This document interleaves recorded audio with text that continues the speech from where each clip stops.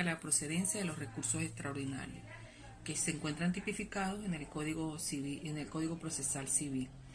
Específicamente iniciamos con el recurso de casación. Se encuentra tipificado en el artículo 323 del Código en comento. Decimos entonces que es un recurso extraordinario de impugnación, conducente a alzar la nulidad de una decisión judicial contraria a derecho.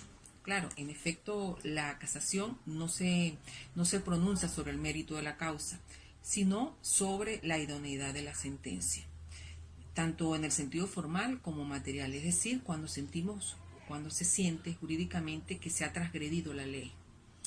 En este sentido, es calificado como una demanda formal de nulidad desplegada contra la sentencia de un juez de última instancia, en el cual el recurrente se dirige a los magistrados de la sala con la finalidad de que estos declaren la nulidad de dicho pronunciamiento judicial y ordene, por supuesto, lo que se requiere, un nuevo pronunciamiento como medio de subsanar las violaciones o las transgresiones de fondo denunciada.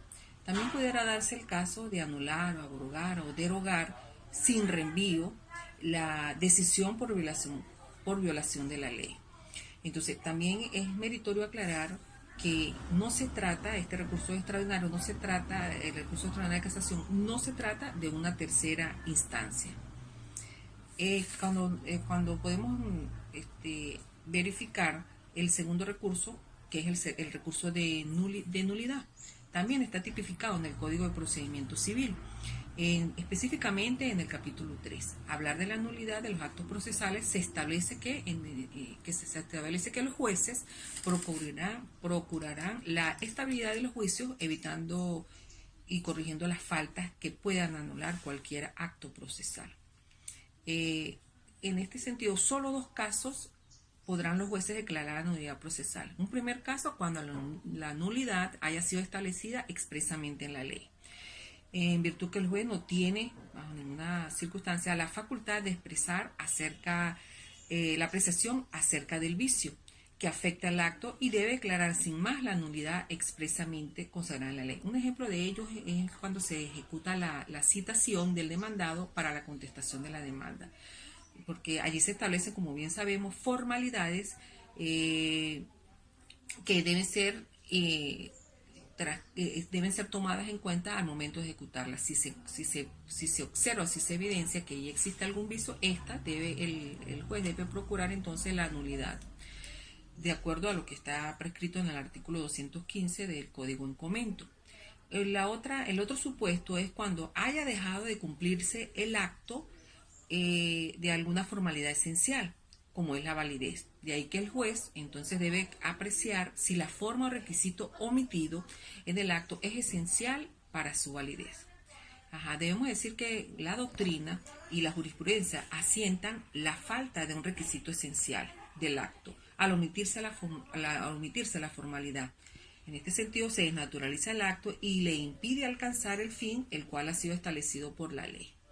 Específicamente, la doctrina venezolana solo extiende la nulidad de los actos procesales a la inobservancia de las formas esenciales del acto procesal en sí, más no, que quede claro, no extiende a otras causas como son los vicios sustanciales, es decir, los vicios de voluntad, de incapacidad, de falta de legitimación y la incomparecencia del juez, lo cual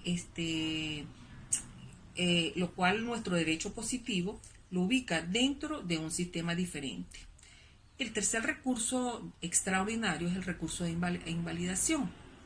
Este recurso priva los efectos jurídicos válidos en una sentencia ejecutoria o un acto que tenga fuerza, tal como lo explana el artículo 327 y siguientes del Código de Procedimiento Civil. Es decir, para interponer el recurso de invalidación, se debe haber venido tras de un juicio o de la sentencia que se ha dictado, con base a un error, el hecho propiamente dicho, no imputable al juzgador, sino la culpa de la parte interesada o de las circunstancias involuntarias. Porque aquel juicio se sentenció, tenemos que considerar que cuando se ha sentenciado, el juez lo hace con mira a lo alegado y lo aprobado por las partes. De allí no se invalida por el mal procedimiento, sino por ese hecho propiamente dicho, al cual estamos haciendo referencia, sobre la base de hechos insuficientemente conocidos o desconocidos para ese momento en que se dictaminó la sentencia.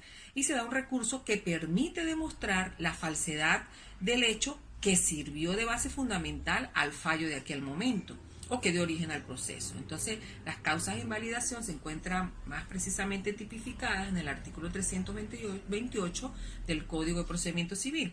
Ahora, las otras tres errores de hecho que inciden en la resolución de la controversia, la tercera es la falsedad del instrumento que sirvió de fundamento a la decisión, en el cual escapa la voluntad del juez, declarada en juicio penal. Y la cuarta es la retención por falta contraria de un instrumento decisivo o la obstaculización de esa parte que haya impedido su presentación. Otro numeral sería la cosa juzgada conocida por la parte para la época del juicio. ¿Cuál es el tribunal competente para llevar a cabo un recurso de invalidación? Bueno, el que ha dictado la sentencia ejecutoria cuya invalidación se pide, o ante el tribunal que hubiese conocido el acto que tenga fuerza de tal. También lo podemos precisar en el artículo 329 del Código en comento. Existen efectos a su ejercicio. Bien los dice o los tipifica el artículo 333 del Código de Procedimiento Civil, del Código Civil. Ahora bien, si el demandante da caución suficiente, deberá suspenderse la ejecución del fallo no ejecutado. Es de observar que la caución responde solo a la ejecución, sino también responde no solo a la ejecución, sino también del perjuicio por el retardo en la ejecución, que sirvió de base fundamental al fallo de aquel momento o que dio origen al proceso. Entonces, las causas de invalidación se encuentran más precisamente tipificadas en el artículo 328 del Código de Procedimiento Civil. Ahora, las otras tres errores de hecho que inciden en la resolución de la controversia, la tercera es la falsedad del instrumento que sirvió de fundamento a la decisión, en el cual escapa la voluntad del juez, declarada en juicio penal. Y la cuarta es la retención por falta contraria de un instrumento decisivo o la obstaculización de esa parte que haya impedido su presentación. Otro numeral sería la cosa juzgada conocida por la parte para la época del juicio. ¿Cuál es el tribunal competente para llevar a cabo un recurso de invalidación? Bueno, el que ha dictado la sentencia ejecutoria cuya invalidación se pide, o ante el tribunal que hubiese conocido el acto que tenga fuerza de tal. También lo podemos precisar en el artículo 329 del Código en comento. Existen efectos a su ejercicio. Bien los dice o los tipifica el artículo 333 del Código de Procedimiento Civil, del Código Civil. Ahora bien, si el demandante da caución suficiente, deberá suspenderse la ejecución del fallo no ejecutado. Es de observar que la caución responde solo a la ejecución, sino también responde no solo a la ejecución, sino también del perjuicio por el retardo en la ejecución, de no invalidarse el juicio. En consecuencia, la condena a resarcir los daños debe ser pronunciada en la misma decisión que rechace la invalidación junto con la condena de las costas. El siguiente recurso es el recurso de interpretación constitucional.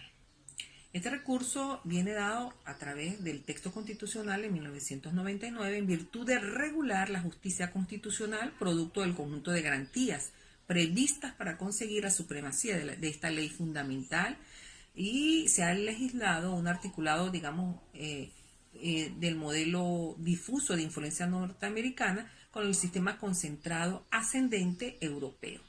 De esta forma, el artículo 334 de la Constitución explana claramente la responsabilidad y la obligación que tienen los jueces de la República en el ámbito de sus competencias de asegurar integridad de la Constitución. El mismo texto continúa diciendo que en caso de incompatibilidad entre la Constitución y la ley u otra normativa jurídica, se aplicarán las disposiciones que correspondientes a los tribunales de cualquier causa o de un oficio, es decir, las disposiciones constitucionales sine qua non. Actualmente, podemos decir que concierne únicamente a la Sala Constitucional del Tribunal Supremo de Justicia como jurisdicción constitucional declarar la nulidad de las leyes y demás actos de los órganos que ejerzan el poder público, dictadas en ejecución directa o inmediata de la Constitución o que tengan que ver con la ley. Cuando colidan con aquellas, claro está, solo allí es que se va a ejecutar este recurso constitucional de nulidad. De este precepto se desprende entonces claramente la capacidad que por mandato constitucional tienen los jueces ordinarios en el ejercicio de sus funciones, de dejar de aplicar su norma, cuyo contenido choque con los preceptos constitucionales y en todo caso aplicar el de la Constitución, cuyo rango es el sistema de fuentes, es el sistema de rango superior. El quinto recurso es el recurso de revisión, que es una forma distinta de interpretación constitucional, disímil al recurso de interpretación constitucional. ¿Por qué? Porque es creado por voluntad propia de la Sala Constitucional mediante sentencia. En efecto, este recurso de revisión tiene entre sus objetivos salvar cualquier posible observancia de las prenombradas interpretaciones de la Sala Constitucional. De ahí que se conoce como recurso de revisión de medio extraordinario de impugnación de carácter excepcional, que se somete a consideración del juez constitucional una vez ya resuelta la controversia por otro tribunal de la República, mediante sentencia pasada en autoridad de cosa juzgada. Entre las características que tiene este recurso, tiene el carácter discrecional de potestad conferida a la Sala Constitucional para ejercer en caso de petición de revisión. También, además, constituye una nueva materia susceptible de revisión y solo procede en caso de sentencias definitivamente firmes. En los casos de sentencias definitivamente firmes, se comprende que las sentencias definitivamente firmes que pueden ser revisadas se encuentran previstas en el artículo 336, ordinal 10 del Código de Procedimiento Civil, y el recurso, que como ya se ha prescrito, está configurado como estrictamente seccional, de extraordinaria y discrecional.